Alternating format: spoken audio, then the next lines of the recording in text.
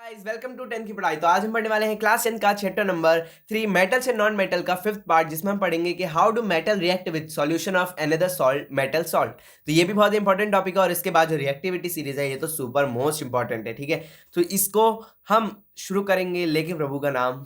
ठीक है, तो ये जो चीजें है ये आपने पहले भी पढ़ रखी है, लेकिन इसका नाम चेंज कर दिया गया है। जैसे कि मैंने यहाँ पे लगा रखा है नाम डिस्प्लेसमेंट रिएक्शन।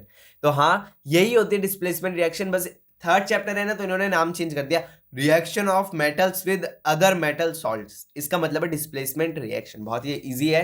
जैसे कि आपने पढ़ा ही है कि Fe अगर CuSO4 के साथ रिएक्ट करेगा तो बनाएगा FeSO4 प्लस Cu। अब ये ऐसा क्यों होता है, पहले तो हम ये देख लेते हैं। मेटल ए अगर सॉल्ट सॉल्यूशन ऑफ बी, मतलब कि मेटल ए है कोई और वो बी के सॉल्ट सॉल्यूशन के साथ रिएक्ट कर रहा है, तो जो जहां पे ए था वहां पे बी चले जाएगा और जहां पे बी था वहां पे ए चले जाएगा। ठीक है, मतलब कि ये ना रिप्लेस हो जाते हैं। अब ये रिप्लेस कैसे करते हैं, उससे पहले मैं आपको बताता हूं कि डिस्प्लेसमेंट रिएक्शन क्या होती थी। डिस्प्लेसमेंट रिएक्शन वो होती थी जहां पे किसी भी जहां पे ना कोई एलिमेंट किसी और एलिमेंट को रिप्लेस कर देता था उसके अपने कंपाउंड से, वही होती थी हमारी displacement reaction. When an element displace another element from its compound is called displacement reaction. तो वो जो एलिमेंट है वो बदल क्यों रहा था अपने आप को, वो इसलिए बदल रहा था क्योंकि जो भी सबसे ज्यादा रिएक्टिव मेटल होगा ना वो चीज उसके साथ चली जाएगी। देखो जैसे कि SO4 है, वो उसके साथ जाएगा जो ज्यादा रिएक्टिव है। ज्यादा रिएक्टिव है मतलब कि जो जल्दी से रिएक्ट करता है। अब जल्दी से रिएक्ट Cu नहीं करता, Fe मतलब कि हमारा कॉपर नहीं करता, हमारा आयरन करता है। तो कॉपर को वो छोड़ के SO4 कॉपर को छोड़ देगा और Fe के साथ चले जाएगा। ठीक है, वैसे ही Zn और Fe। अब देखो Fe हमारा यहाँ पे यही वाला प्रोडक्ट यहाँ पे आ गया। अब Zn जो है वो आयरन से भी ज्यादा रिएक्टिव होता है, तो जिंक के साथ हमारा SO4 चले जाएगा और Fe अलग हो जाएगा।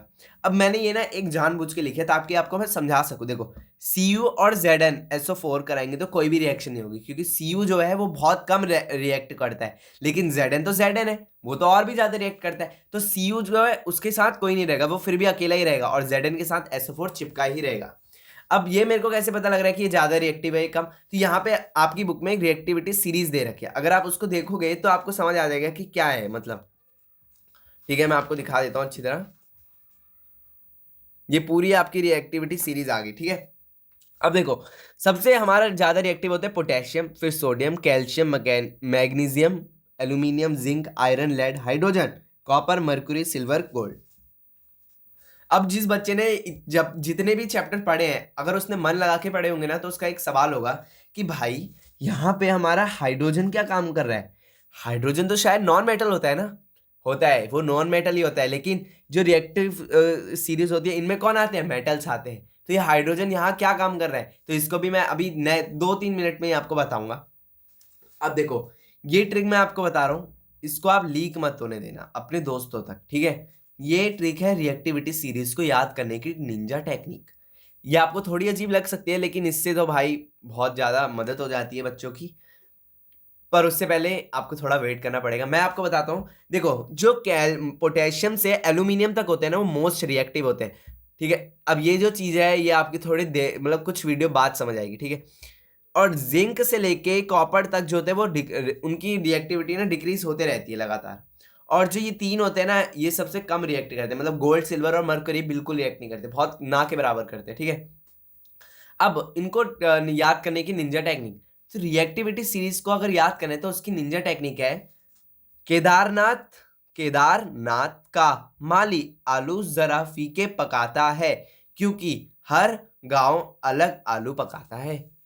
ठीक है, तो अगर आपको ये वीडियो मतलब जो ये ट्रिक बताई थी समझ आ गई होगी तो कमेंट में करना, और नहीं समझ आई तो रिवाइंड जाके बताओ, क्योंकि इतनी बार नहीं बताऊंगा भाई, ये बहुत टॉप सीक्रेट वाली चीज है। ठीक है, तो ये तो हो गई काम की बात, मतलब ट्रिक वाली बात। अब बढ़ते हैं कि हाइड्रोजन यहाँ पे क्या काम कर रहा है, उसके भी मैं आपको 2 पॉइंट्स बताऊंगा। ये भी शायद आपका क्वेश्चन बन सकता है कि Y hydrogen is place among metals in reactivity series, कि हाइड्रोजन क्या कर रहा है भाई मेटल्स के बीच में।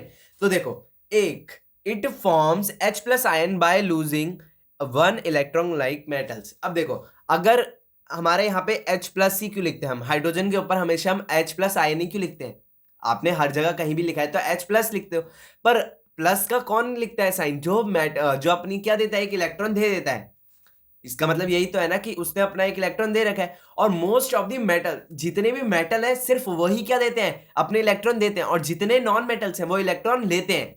ठीक है, ये मैं आपको बता रहा हूं कि जितने भी मेटल्स होते हैं वो इलेक्ट्रॉन देते हैं और जितने भी नॉन मेटल्स होते हैं वो इलेक्ट्रॉन लेते हैं। अगर H जो हाइड्रोजन नॉन मेटल है तो इस पे तो H नेगेटिव का साइन आना चाहिए था, लेकिन इस पे क्या H पॉजिटिव का साइन है। मतलब कि ये एक ऐसा नॉन मेटल है जो बिहेव करता है, मतलब behave like a metal by losing her या हिज वन इलेक्ट्रॉन। ठीक है, अब देखो, it fall in the category of alkali metals. Alkali metal की कैटेगरी में फॉल करता है। इसको समझने के लिए आपको चैप्टर 5 पढ़ना पड़ेगा। ठीक है, तो ये 2 पॉइंट आप लिख सकते हैं जब भी आपको क्वेश्चन बने, या 2 मार्कर का या 1 मार्कर का। तो आज की वीडियो को बस इतना ही। नेक्स्ट वीडियो में हम पढ़ेंगे कि मेटल से नॉन मेटल जब रिएक्ट करते हैं तो क्या बनता है। ठीक है, तो नेक्स्ट वीडियो के लिए चैनल को सब्सक्राइब कर दो, वीडियो को लाइक कर दो, कमेंट करके बताना कैसी लगी आज की ट्रिक। अगर नहीं देखी तो जाके पीछे देख लो, आपने स्किप करी होगी पक्का वीडियो, वरना लास्ट तक तो आप देख ही लेते। तब तक ले take care of your family, bye bye.